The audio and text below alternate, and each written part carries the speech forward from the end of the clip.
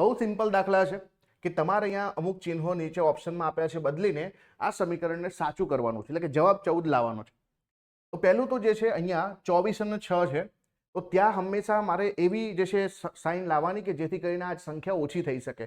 તો હું જે છે ભાગાકાર લાવી શકું કાં તો બાદબાકી લાવી શકું. એટલે અહીંયા ભાગાકારવાળા ઓપ્શન પર પહેલા આપણે જઈએ તો પ્લસ અને જે છે ભાગાકાર છે, તો અહીંયા 24 પ્લસના બદલે આપણે ભાગાકાર લખીશું 6 × 3, ભાગાકારના બદલે જે છે આપણે પ્લસ લખીશું અને -1. તો કેટલા થાય છે?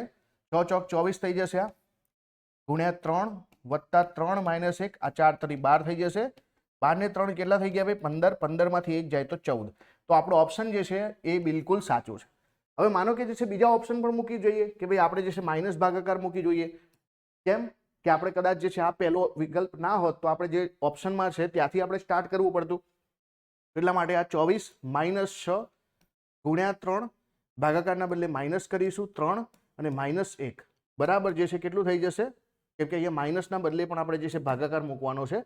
તો હવે જુઓ 24 એટલે આ જે છે પહેલા ભાગાકાર થશે તો 6 × 3 -1 થશે અને આ 6 તરીના જે છે કેટલા થઈ જશે? 18 થઈ જશે.